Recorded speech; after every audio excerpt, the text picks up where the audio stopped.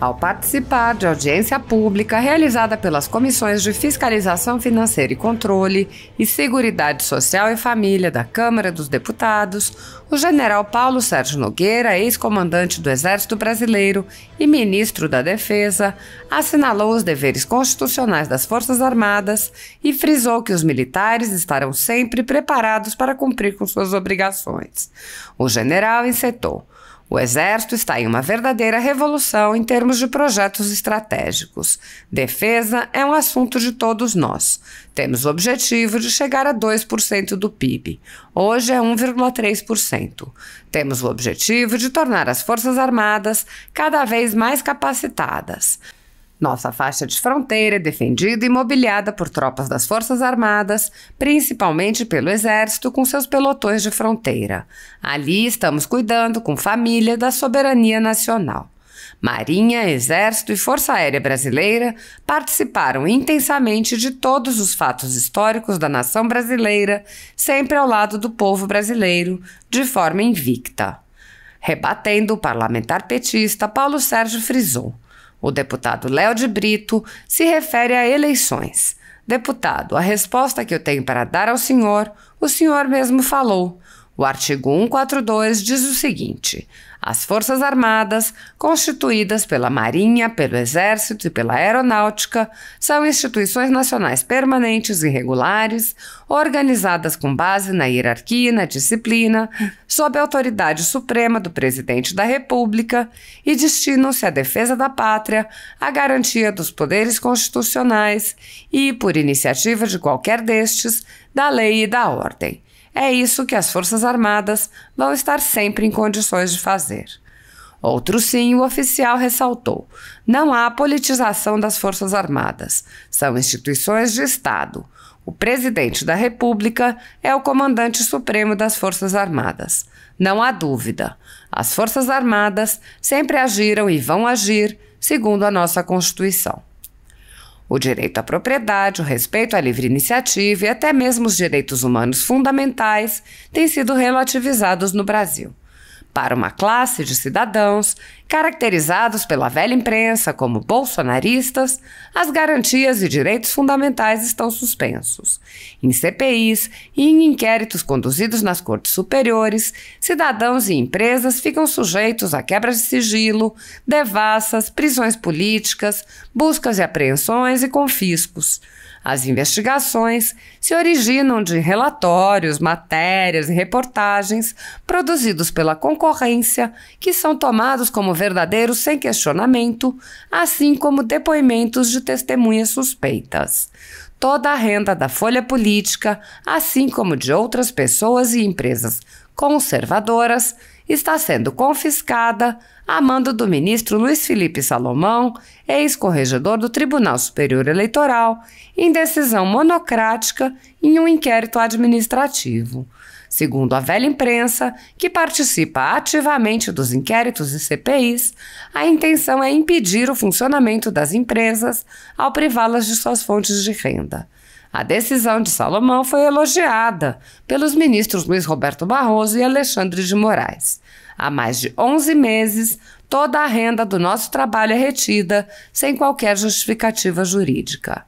Se você apoia o trabalho da Folha Política e pode ajudar a impedir que o jornal seja fechado, doe qualquer valor pelo Pix. Você pode usar o QR Code que está visível na tela ou o código ajude@folhapolitica.org. Caso não utilize Pix, há a opção de transferência bancária para a conta da empresa Raposo Fernandes, disponível na descrição deste vídeo e no comentário fixado no topo. Há 10 anos, a Folha Política vem mostrando para você os fatos da política brasileira, fazendo a cobertura dos 3 poderes e dando voz a pessoas que o cartel midiático quer calar. Pix ajude@folhapolitica.org. Assista. Muito obrigado, presidente. Eu fico aqui fazendo minhas anotações de todas as inquirições para tentar responder de alguma forma, pelo menos com uma frase, para ninguém ficar sem resposta.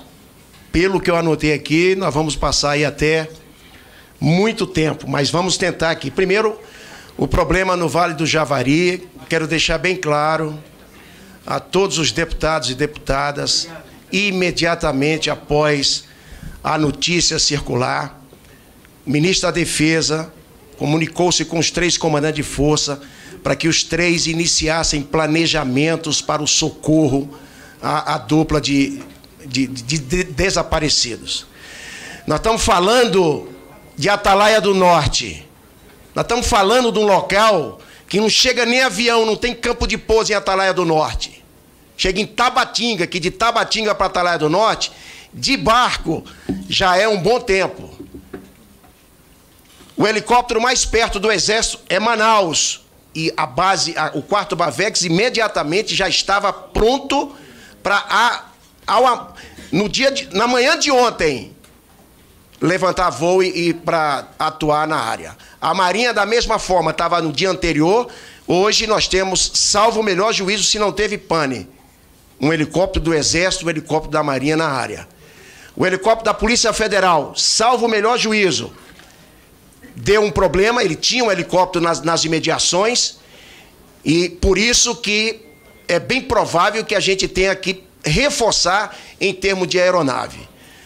Embarcações, gente especializada, equipe médica, um efetivo grande das Forças Armadas. Então não houve retardo, e considerando as distâncias e o tamanho da nossa Amazônia e a geografia da floresta e dos rios, pode parecer que houve algum retardo. O deputado Léo de Brito, ele se refere a eleições. Deputado, a resposta que eu tenho para dar para o senhor o senhor mesmo falou. O artigo 142, ele diz o seguinte: as Forças Armadas constituídas pela Marinha, pelo Exército e pela Aeronáutica são instituições nacionais permanentes e regulares, organizadas com base na hierarquia e na disciplina, sob a autoridade suprema do Presidente da República, e destinam-se à defesa da pátria, à garantia dos poderes constitucionais e, por iniciativa de qualquer deste, da lei e da ordem. É isso que as Forças Armadas vão sempre estar em condições de fazer. Deu show, ministro.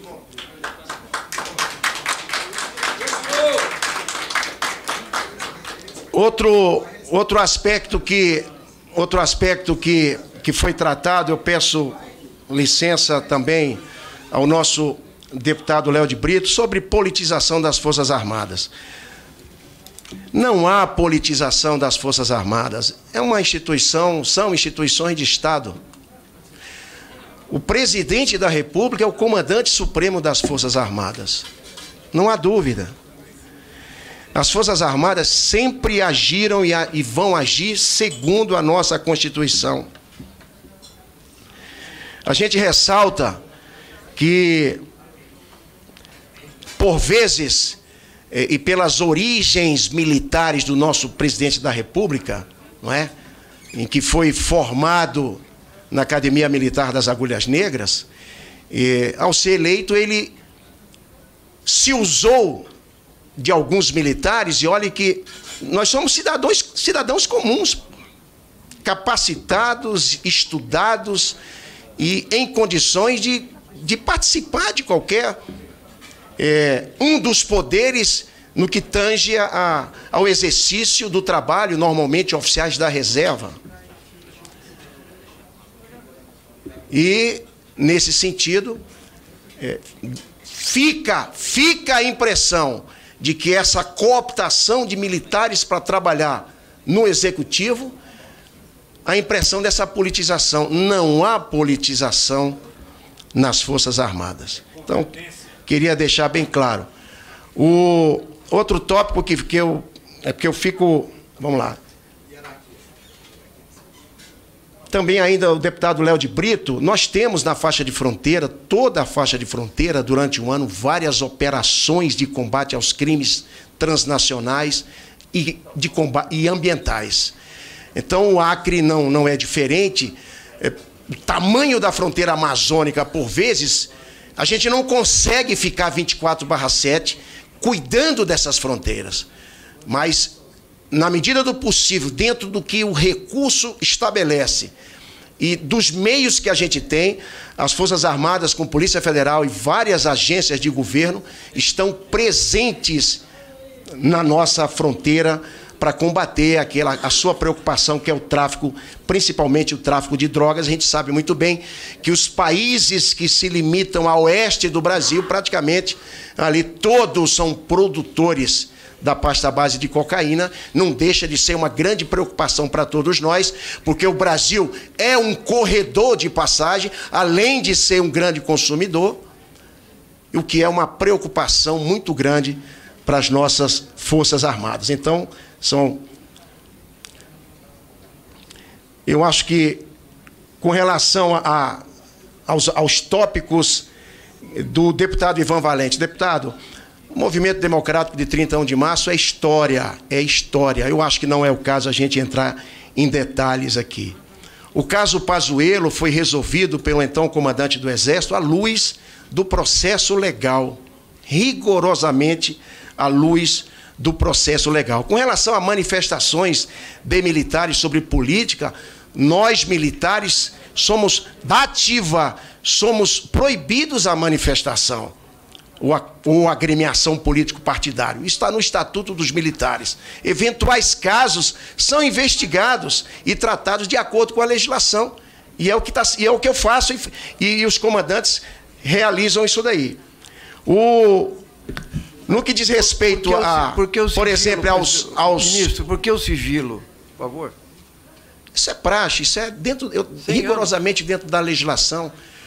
Coisas pessoais, deputado, que tem que ficar dentro da legislação naquele sigilo adequado. Quem quiser saber que vai fazer curso nas Forças Armadas para poder... Agora entende, Vamos permitir o ministro continuar seus esclarecimentos. Outro tópico que foi tratado também pelo deputado Ivan Valente com relação aos CACs, vamos dizer, a política de armamento. Há um decreto, há um estatuto, uma lei do desarmamento e decretos e portarias do COLOG, do Comando Logístico, lá do Comando do Exército. Eu, particularmente, penso que cada cidadão tem o direito à defesa pessoal e de sua propriedade. A legislação é muito rigorosa. Então, o Exército Brasileiro, ele regulamenta, autoriza, fiscaliza todas as atividades com armamento, munição e outros produtos controlados, são muito bem fiscalizados e trabalhados pelo Exército Brasileiro, o nosso Comando Logístico. Então, e para uma pessoa adquirir uma arma, são exames rigorosos, não é qualquer um que chega ali na esquina para comprar. Tem que passar por exames, teste médico, tem que comprovar, tem que saber atirar, tem que ter instrução. Então, qual é o problema? Eu vi recentemente números interessantes que nós aumentamos o número de CACs, não é, de colecionadores, e diminuímos sensivelmente os crimes com uso de arma de fogo. Não é verdade. Não é verdade. Então, claro que isso aí é muito individual, é da pessoa, mas nós temos uma regulamentação que trata desse assunto e é de cada indivíduo. E é de cada indivíduo. Não responde, né? Ele não responde. Deputado Nicolete, muito obrigado pela sua participação aí, pelo reconhecimento ao trabalho do nosso Exército no seu estado. E aí eu vou entrar um pouco mais na nossa operação acolhida que acontece lá no seu estado de Roraima. Não é 5, 6 anos, o problema sério ocorrendo num país vizinho, amigo nosso,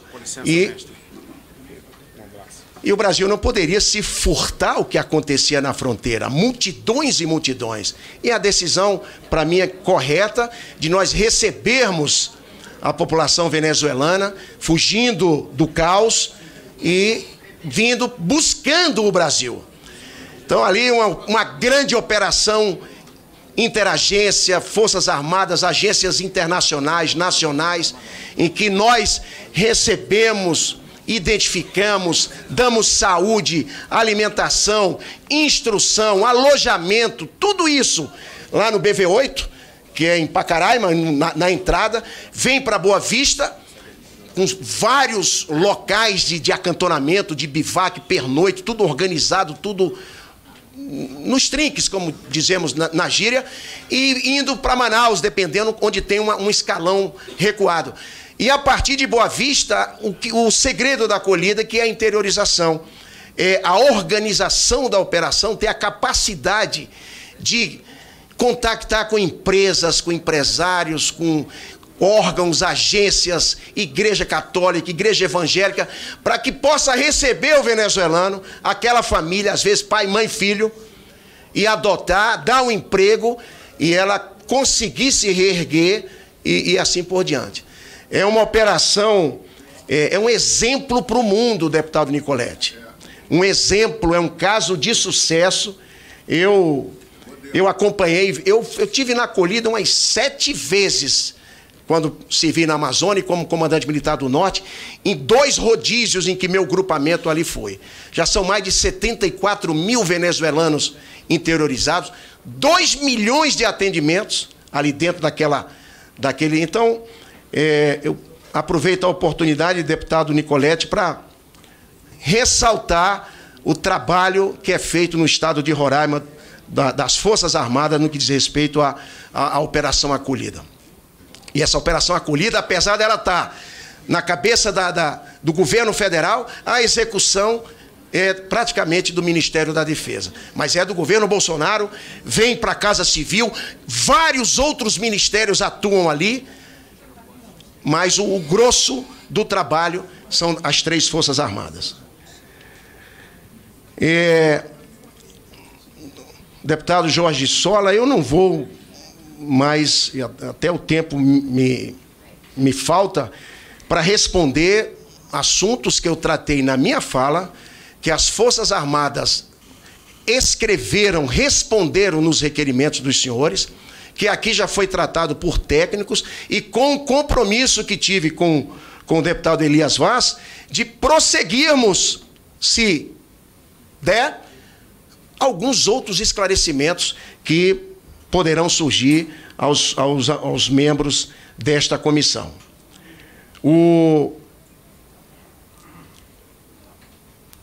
senhor não vai responder então, ministro? Eu fiz 5, 7 perguntas. Eu já foi respondido, deputado. Eu vou rever o vídeo porque eu não vi, eu estava aqui o tempo todo. Tá, vamos. O Tribunal de Contas vai se carregar disso. Ministro, o ministro está respondendo ainda, vamos deixar o ministro concluir. E se carregar disso. Já foi aprovado hoje de manhã. E ainda,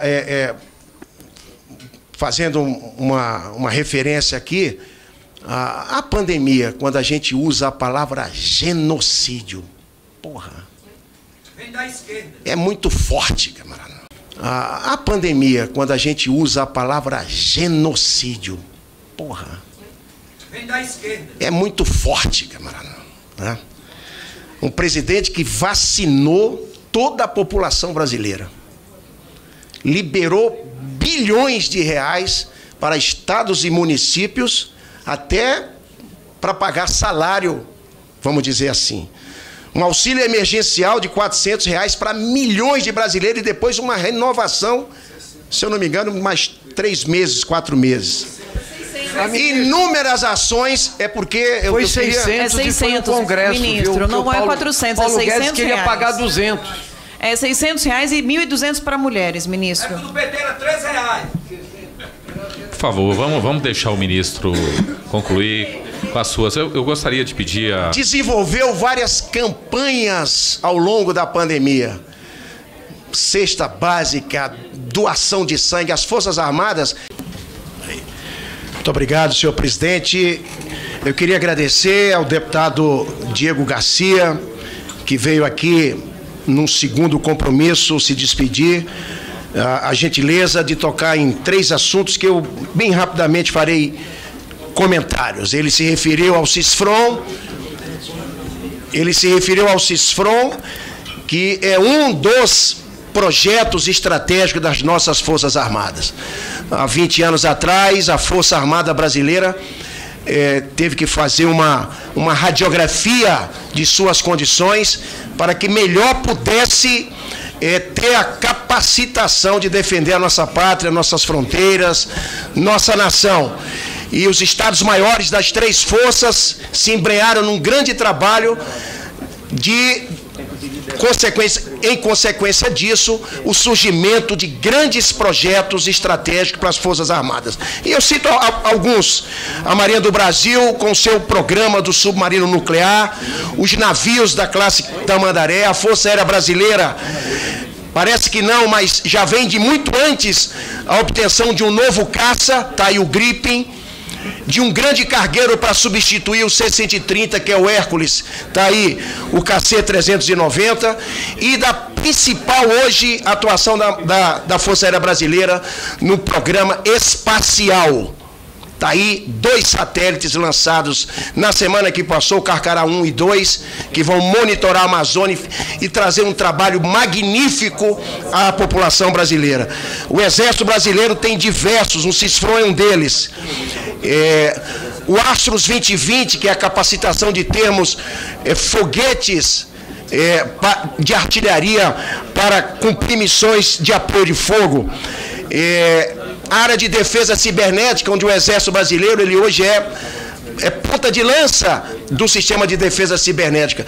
Senhores deputados e senhoras deputadas, o Exército está numa verdadeira revolução em termos de projetos estratégicos.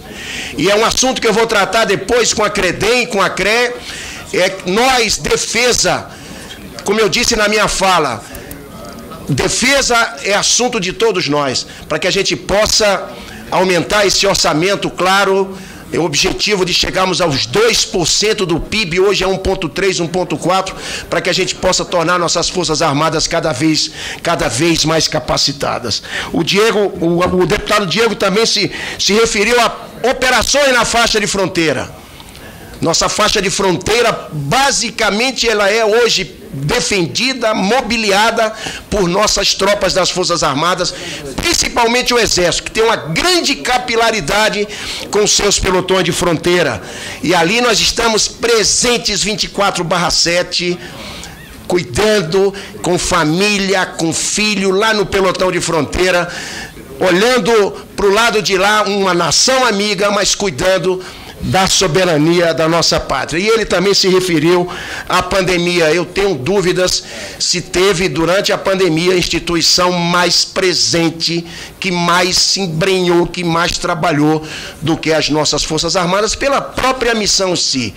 Então além das ações que foram citadas, tem aqui mais uma dezenas, mas eu queria, por conta do tempo, também responder ao nosso doutor Luiz Ovando.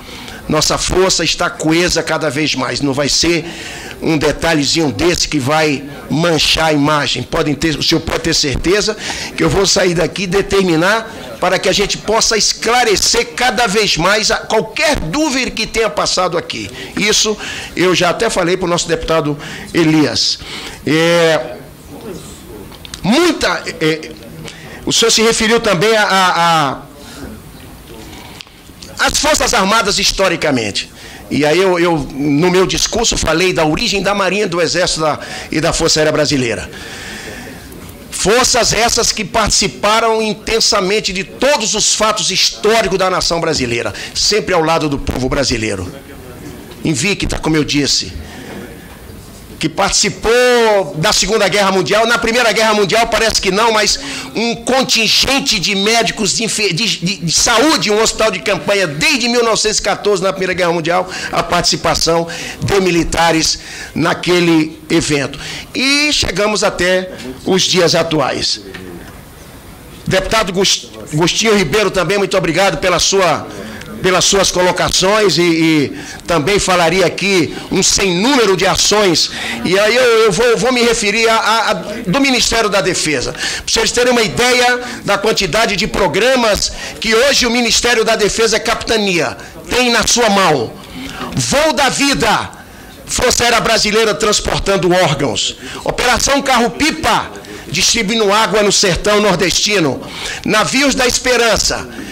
Precisam ver o que é um navio da Marinha saindo de Manaus, indo até Cruzeiro do Sul, no rio Purus, o rio mais sinuoso do mundo. 40 dias saindo de um lugar para chegar no outro, atendendo o ribeirinho, o indígena, a comunidade local. O Programa Nacional do Ensino Cívico-Militar, o PECIM, é uma novidade do governo Bolsonaro, em que ele aproveita com o Ministério da Educação e coloca gente para ajudar numa nova metodologia baseada no ensino do Colégio Militar. Basicamente é isso. O programa Calha Norte, que os senhores todos aqui usufruem do programa Calha Norte, é do Ministério da Defesa, já beneficiando mais de 600 localidades pelo Brasil afora. Força no esporte, o garoto onde tem quartel do Exército, um garoto que está em situação, às vezes, de vulnerabilidade, ele vem para dentro do quartel ter alimentação, praticar esporte, receber ordem unida, receber instrução moral e cívica e depois voltar para casa com a refeição feita. João do Pulo, dentro do Força no Esporte, é o garoto com algum problema físico. Tem um programa também chamado João do Pulo. E o atleta de alto rendimento, nós vimos os resultados nos Jogos Olímpicos recentes, a participação de militares nesse projeto. Senhores, esses programas estão na mão do Ministério da Defesa. É esse Ministério da Defesa que coordena nossas 3 Forças Armadas. Então, Armando, satisfação revê-lo, meu companheiro, meu amigo, o Coronel Armando. E aí o Armando fala em saúde na Amazônia. Eu tive a honra de comandar a 12ª Região Militar em Manaus, responsável pela logística de toda a Amazônia Ocidental. Sabe o que é fazer logística na Amazônia Ocidental? Onde os rios são nossas estradas? E foi nesse sentido em que a saúde era a função logística mais complicada pelas distâncias, enfim. Então lá, nossos pelotões de fronteira, os nossos médicos militares na ponta da linha, sendo o médico da comunidade indígena, o médico que ali está em... Nós temos 2 hospitais em São Gabriel da Cachoeira e Tabatinga. O de São Gabriel da Cachoeira praticamente atende 90% da comunidade indígena e toda a região da Cabeça do Cachorro. Eu tenho 10 anos de Amazônia, de tenente a general eu servi na Amazônia, comandei pelotão de fronteira e comandei comando militar de área em Belém recentemente, já general de exército. É uma paixão e ela é nossa, ela é do brasileiro, não tem nada. E a gente tem que ter uma força armada cada vez mais forte para que a gente possa defender a nossa Amazônia. Então eu pensei algumas ideias dos 4 deputados que perguntaram, e aí por último o deputado Agostinho Ribeiro, a gente lamenta o incidente acontecido, não temos maiores detalhes, mas eu digo uma coisa, tão logo a notícia surgiu, imediatamente, eu não vou ler isso tudo aqui não, muito grande, tão logo a notícia surgiu, eu tomei ciência, liguei imediatamente, passei uma mensagem no grupo dos comandantes de força, do que tinha acontecido e digo imediatamente, o que tiverem por perto já coloca à disposição. Hoje nós temos, aqui falou 150, em torno de 150 militares, pessoal do Exército, guerreiro de selva, gente especializado em entrar no mato, no rio, no igarapé, no furo, pessoal da Marinha está lá também, a Força Aérea transportando helicópteros na área, então tudo está sendo feito em coordenação com a Polícia Federal, com as agências governamentais que estão da área do meio ambiente que estão lá. E eu conheço bem aquela área de Atalaia do Norte, subindo Javari na direção lá do pelotão de Estirão do Equador. É uma área crítica, mas é uma área muito sensível. Tem muito problema na área. E a gente não tem a noção do que pode ter acontecido. A gente torce e reza para que sejam encontrados os 2 com vida, são e salvos, e o esforço da defesa com as forças para a gente ajudar nas buscas desses 2, o jornalista e o indigenista, isso não há dúvida. É só ligar a televisão agora que os senhores vão ver. Muito obrigado, deputado. Presidente. Deputado Léo de Brito, pelo tempo de 7... Vai incorporar a liderança ou não? Incorpora, pode incorporar a liderança, presidente. Incorporando a liderança. Senhor presidente Áureo. 7 minutos. Senhoras e senhores deputados, fazer um cumprimento aqui ao senhor ministro e à sua equipe que está aqui presente.